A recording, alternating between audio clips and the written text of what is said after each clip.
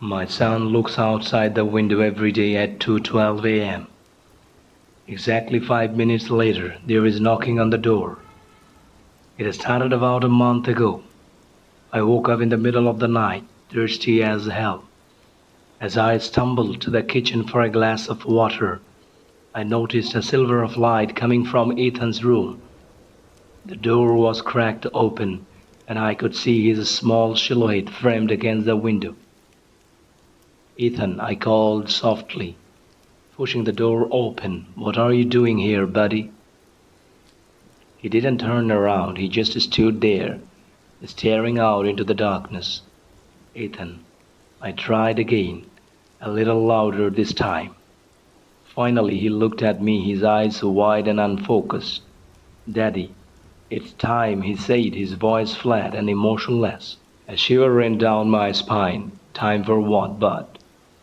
But he didn't answer. Instead, he climbed back into the bed and pulled the covers up to his chin. Within seconds, he was fast asleep.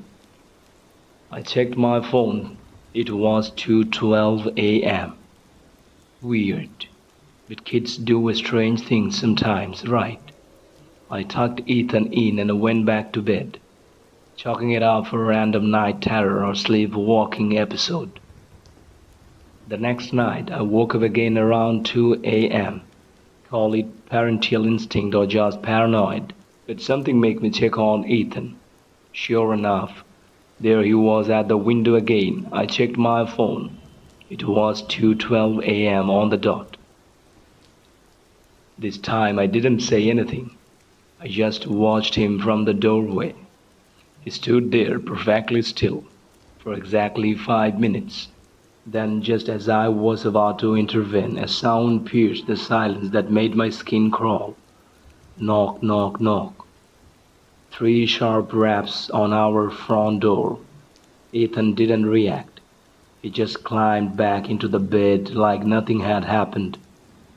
With my heart pounding in my chest, I crept downstairs and peered through the porch light illuminated an empty stove. No one was there. I tried to convince myself it was just a coincidence, maybe some drunk teenager playing a prank, but a nagging feeling in my gut told me something wasn't right. For the next week, the same thing happened every single night.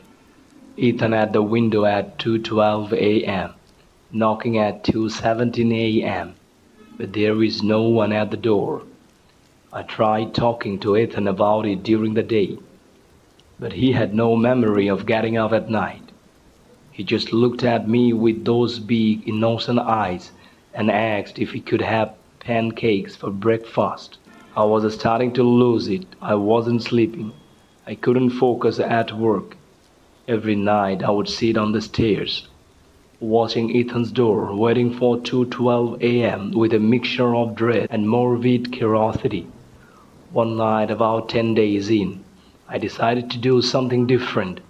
At 2:10 a.m., I quietly entered Ethan's room and stood next to his bed. As the clock ticked over to 2:12, his eyes snapped open. He sat up, but when he saw me, he froze. "Daddy, Daddy," he whispered, "you shouldn't be there." "Why not, buddy?" I asked, trying to keep my voice calm. "Because," he said, his eyes darting to the window, "she's waiting." My mouth went dry. "Who's waiting, Ethan?" But before he could answer, the knocking started. Only this time it wasn't coming from the front door. It was coming from the other side of Ethan's bedroom window. Knock, knock, knock. The knocking stopped as suddenly as it had started. In the eerie silence that followed, I could hear my own ragged breathing and the frantic pounding of my heart. "Ethan," I whispered, my voice trembling, "get away from the window." But my son didn't move. His eyes were fixed on something outside, something I couldn't see. Slowly, deliberately, he raised his small hand and pressed it against the glass. That's when I saw it, a hand on the other side of the window, mirroring Ethan's. Long skeletal fingers with blackened nails. The skin was pale and waxy, like that of a corpse left too long in water. Jesus Christ, I yelled, lunging forward to grab Ethan, but as soon as my fingers touched his shoulder, he let out an ear-piercing scream that made me stagger backward.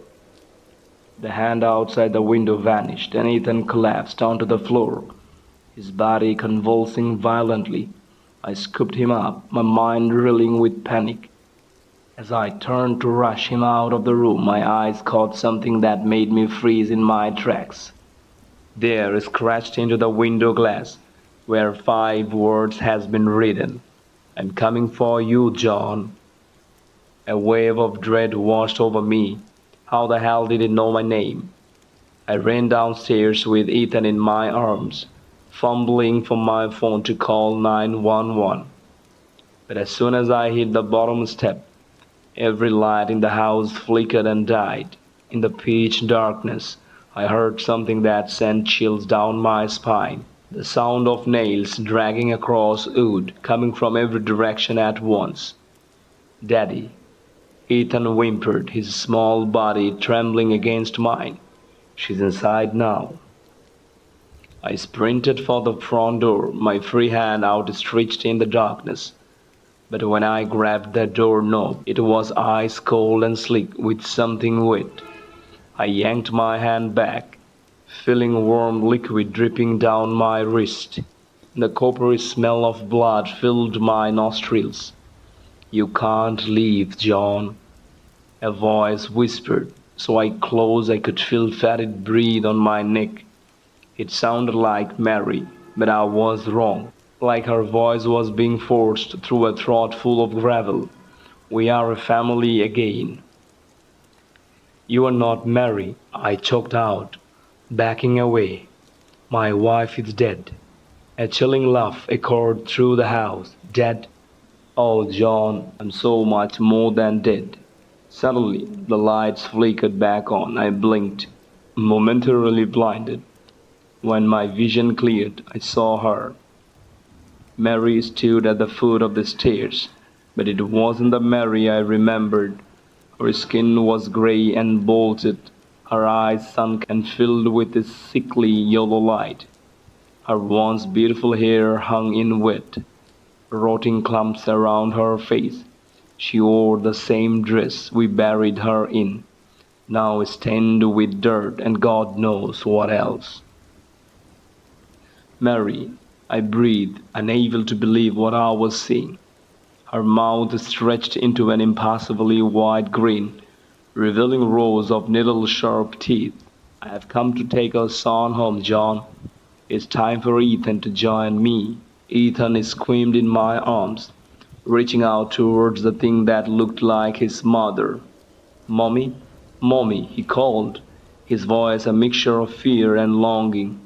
The creature's eyes locked onto Ethan, and she took a step forward. The floorboards creaked, squelched under her bare, mud-caked feet. "No," I shouted, clutching Ethan tighter. "You are not taking him."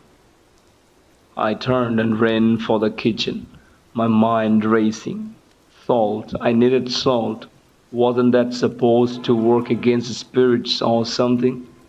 As I fumbled through the cabinets, I could hear Mary's wet footsteps getting closer. The air grew cold, and the putrid stench of decay filled the room. "Oh, John," her voice sing-song from just outside the kitchen. "You can't protect him forever. Ethan belongs with me now." I finally found the salt and turned around, but what I saw made the container slip from my numb fingers. Mary stood in the doorway, but her body was wrong.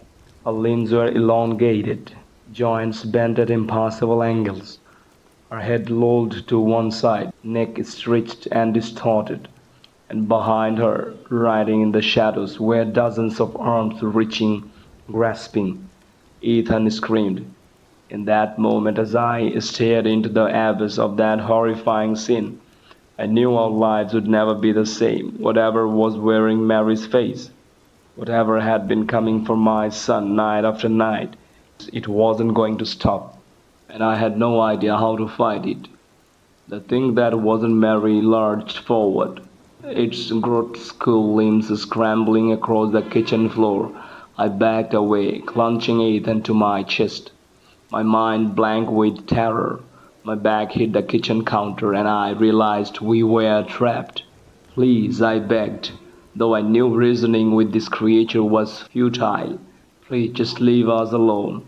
The thing cocked its head at an unnatural angle, Mary's once beautiful features twisting into a mockery of confusion.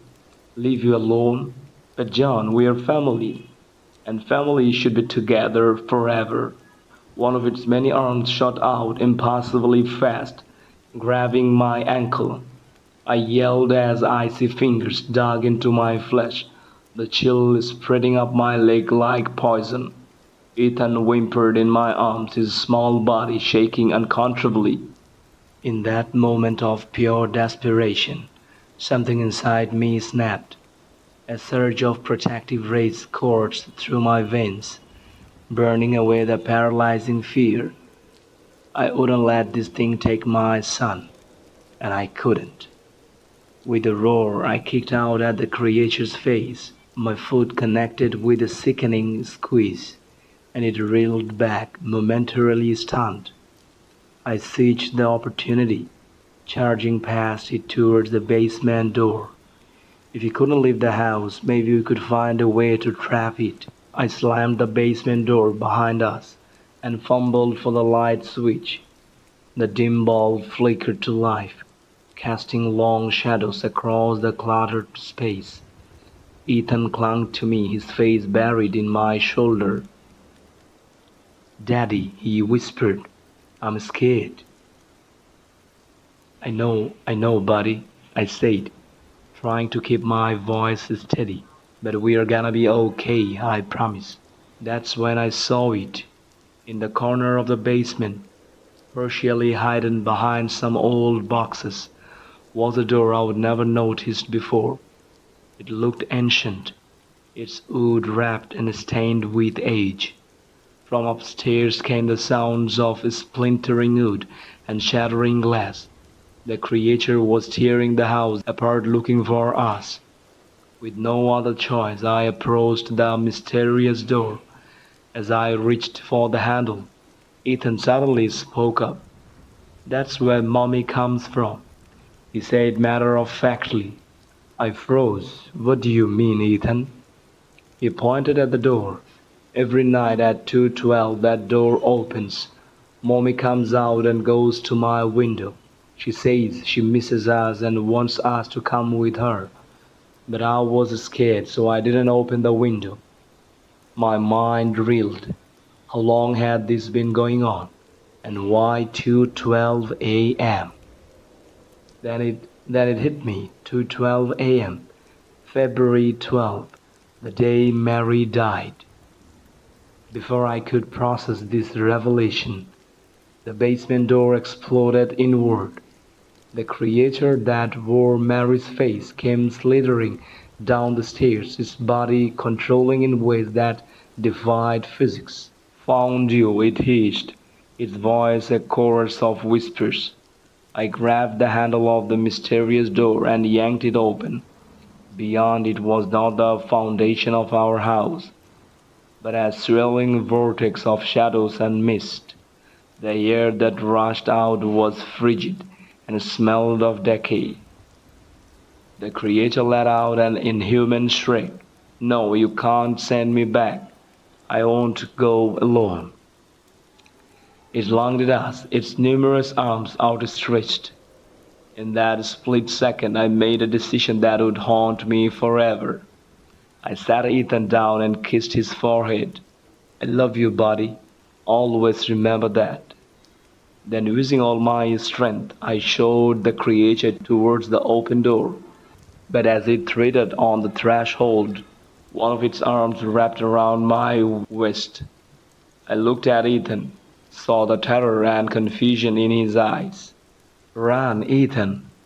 And I fell through the doorway into the abyss beyond. I don't know how long I fell. Time seemed to have no meaning in that place of shadows and whispers, but eventually I crashed onto what felt like solid ground.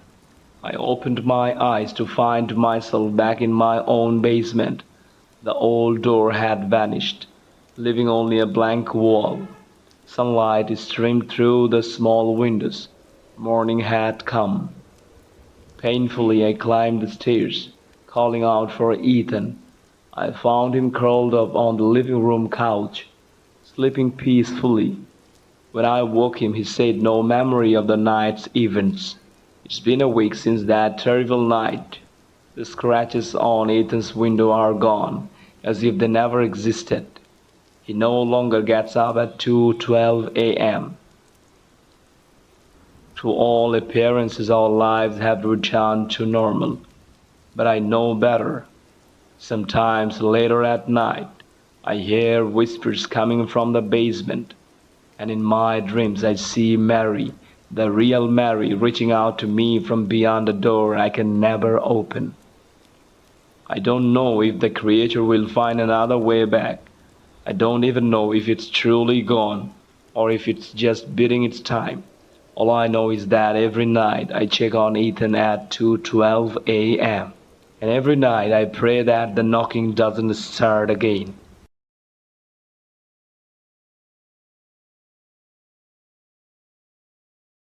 Hello. Most of this story takes place in Oklahoma. I have had so many strange experiences, most of which I don't even know how to categorize.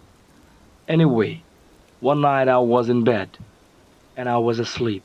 It was just an ordinary night. It's kind of strange for me to fall asleep on my back. I usually sleep on my side. I woke up in the middle of the night at about 2:30 or 3:30. As soon as I started to look around, and as my eyes adjusted, I felt a horrible presence in the room with me. I immediately got goosebumps rush up from the bottom of my legs, up my arms, and to the back of my scalp. I started to cry because I felt like I knew what it meant. I tried to move, but I couldn't. It felt like someone paralyzed my voice box, because I couldn't even scream. The only thing I could move were my eyes. So I glanced over to my left, and I saw what looked like a gray alien, but his eyes were completely round and smaller than a typical gray alien, and its skin was bumpier and it seemed more demonic.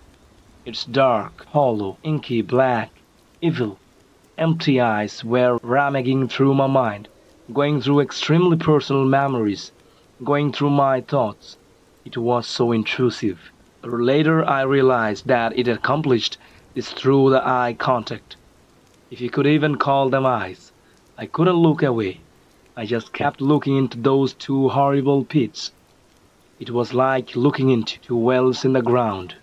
I tried to scream and yell, "Mom!" but nothing came out.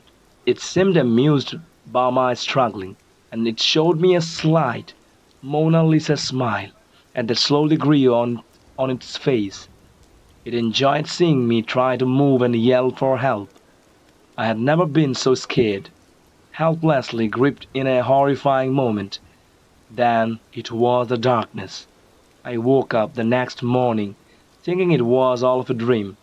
Of course, I didn't know what sleep paralysis was. Later on, I drew a picture of what I saw. I also scoured the internet for any images of something similar to what I saw. And after a week or two, I found it. An image of exactly what I saw and what I drew. This creeped me out a lot because the thing that led me to that image was what I thought was a dream. Also later on that year, my stepdad and my step-siblings, we all were having a small nighttime backyard party. It wasn't anything crazy. Everyone was just sitting around the fire pit, smoking, drinking, and talking around. When I wasn't looking at the fire, I looked up to look at my window. I saw that the light was on. This really confused me because I specifically remember turning it off. I went inside to investigate and looked for my remote control to my ceiling fan. Quick side note, my light switched on my wall didn't work. I had to use a remote to turn on my ceiling fan. While I was inside, I noticed nobody was in the house. Everybody was outside, even the dogs, so I went upstairs to my room. I noticed that my remote control was right where I left it. I turned it off and went downstairs. As soon as I made it outside, where everybody was, I looked out at my window and saw that my light was on again. I immediately thought something was wrong, so I ran back upstairs, and I saw that the light was off.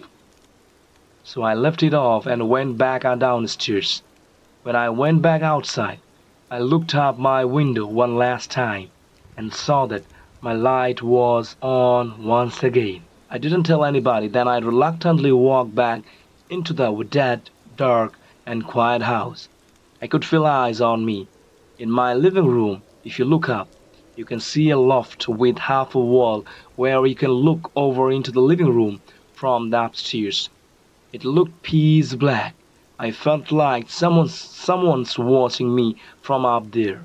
Even though there was a party going on, it felt weird, walking through such a quiet, dark house. I flipped on lights as much as I could. I made it upstairs and was walking to my room.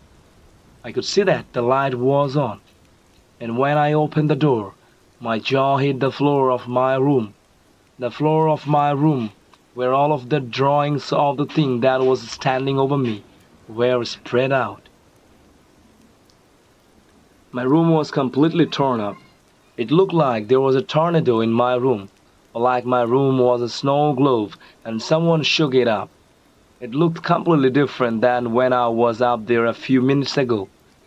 Anything that could have been thrown on the ground was couch, cushions, blankets, paintings, DVDs, books, and all of my drawings of that awful night. On that night I started to clean up, and while I was cleaning up, I had a weird feeling that I was being watched. I had a feeling someone was in that very room looming over me while I was on my hands and knees picking up the mess. As terrifying as it was, it still felt unfair that I had to pick up this horrible mess that I know I didn't make. And while I was cleaning up, I realized I should go outside and ask if anyone was responsible.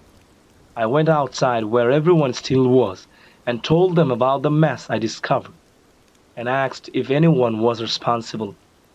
All of them looked at me like I was crazy.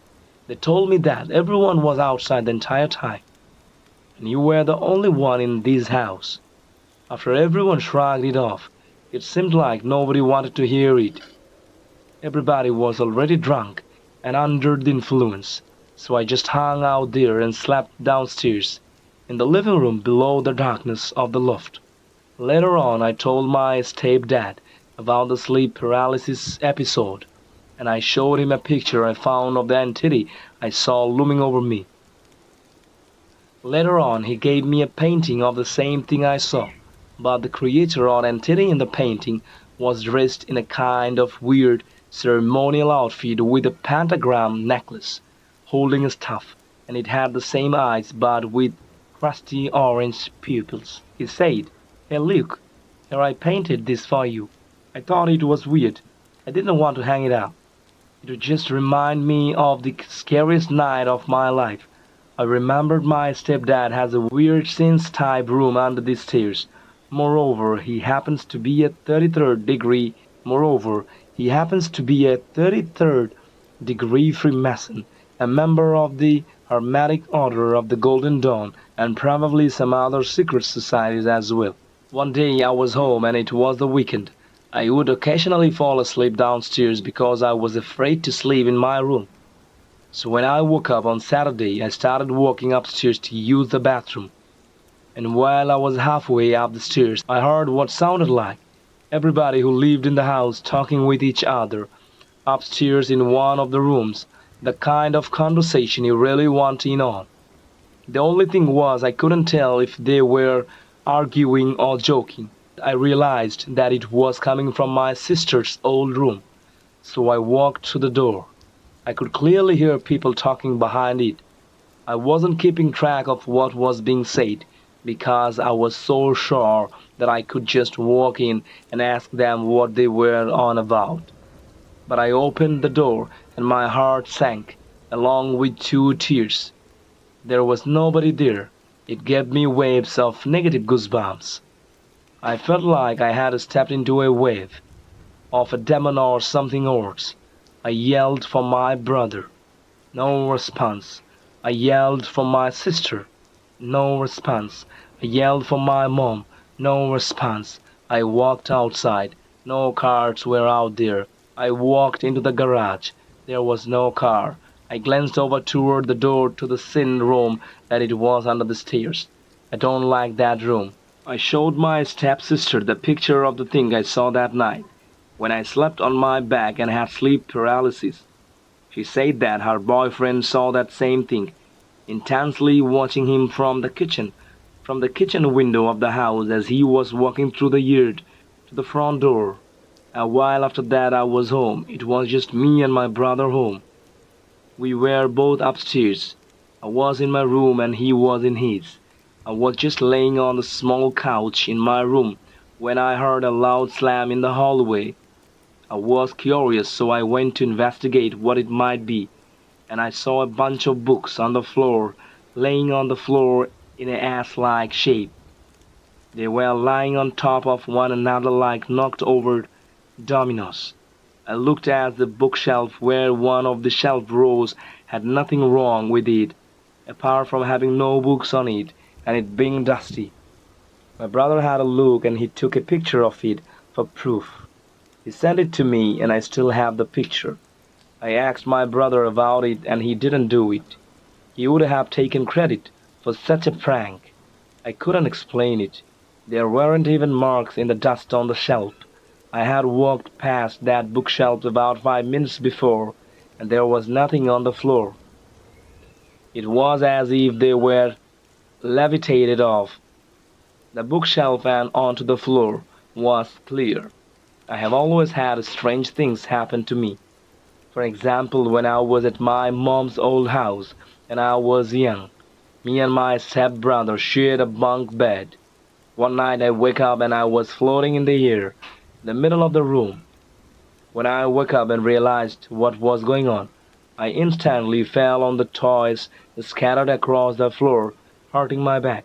When I got older, I was at my mom's house and I was upstairs in one of the empty rooms when I watched as a cross pushed off the wall and broke. I would hear long, slow scratches on the walls. In those rooms upstairs, I would often come across hundreds of dead ladybugs along the bottom of the windows, including my room. I couldn't ever figure out where they came from. I don't remember when this next thing happened, but I remember it was around the same time. I was parked outside my mom and stepdad's house at night with the headlights on. I thought I saw something in the corner of my eye. I followed it with my gaze.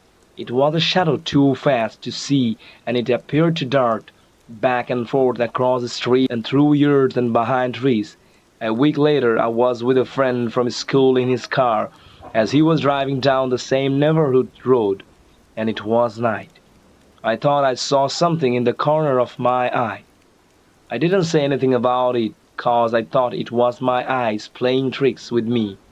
But when he said, "What is that? Do you see that?" I looked up and saw the same shadow darting across the road, through yards, and behind trees too fast to see. We both freaked out as we watched it disappear into the shadows. I still call and text him about it to make sure it really happened and that he really saw it too. Funny this is. This is also a funny thing. He does the same thing. Later on February 25th, 2016, I was home and my mother and stepfather were asleep. I let the dog in the backyard when I noticed it was a little warmer than usual out.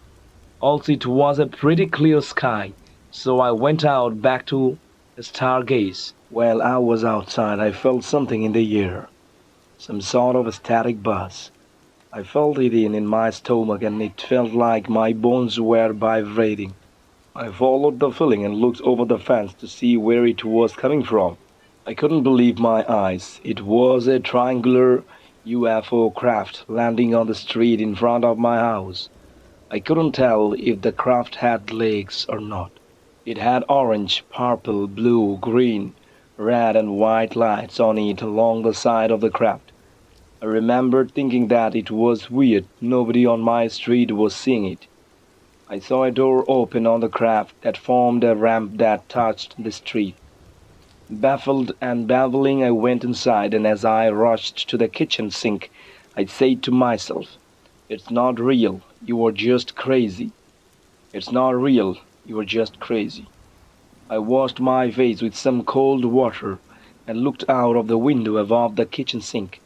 I saw a little girl in an old school pink dress with blonde hair. I estimated her age at about 5 to 7 years old, and she was holding the hand of a shadow person leaving the craft with her.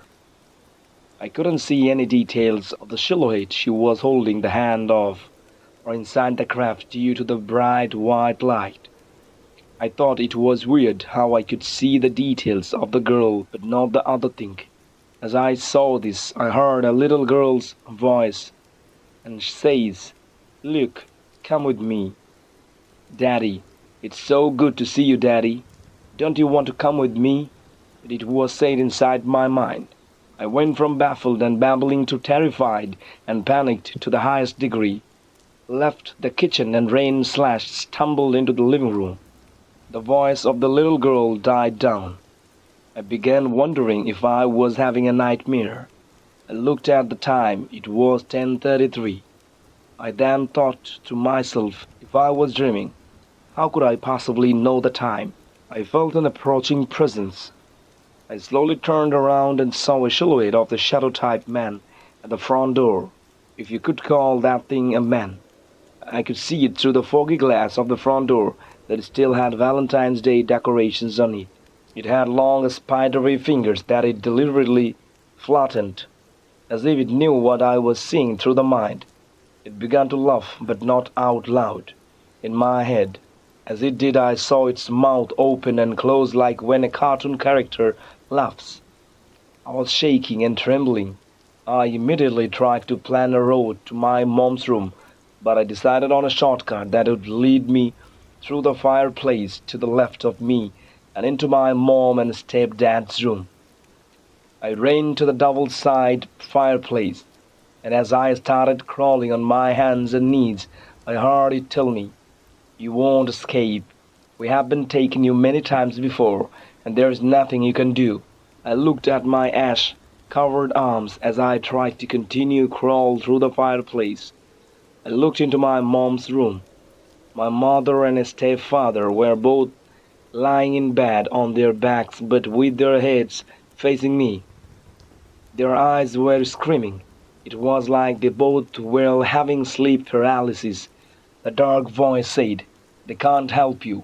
They are frozen." Then I heard the buzzing in the air turn into rumbling, and I heard a chant that sounded like the chant of a dead language, Zimbabwe. The chant was very repetitive, and the same syllables were chanted over and over. As the rumble intensified, a white light was washing over everything.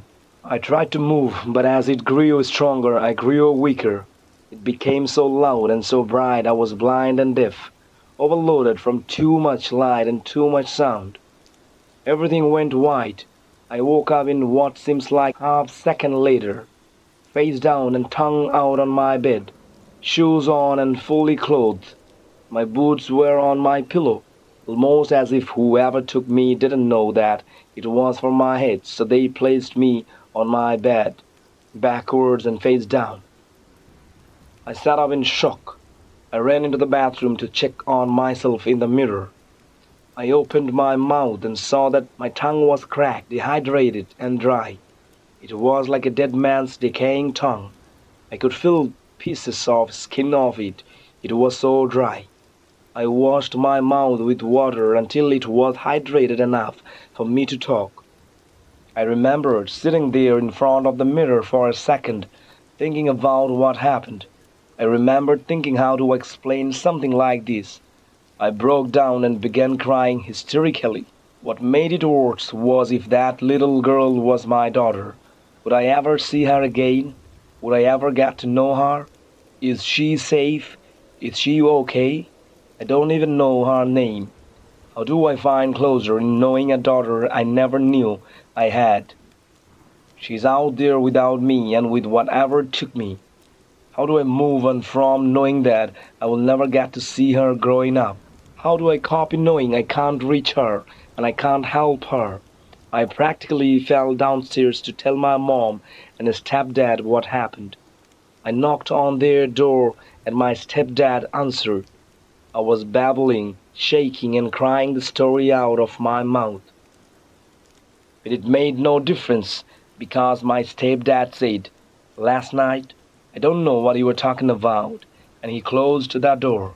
I sat on the couch in the living room and quietly cried as I questioned my sanity. It was 5:55 a.m. These things that happened eventually put me in a mental hospital. I was struggling to rationalize it all. After I moved and I was on my own, things had died down. However, things continue to happen every now and then, even to this day.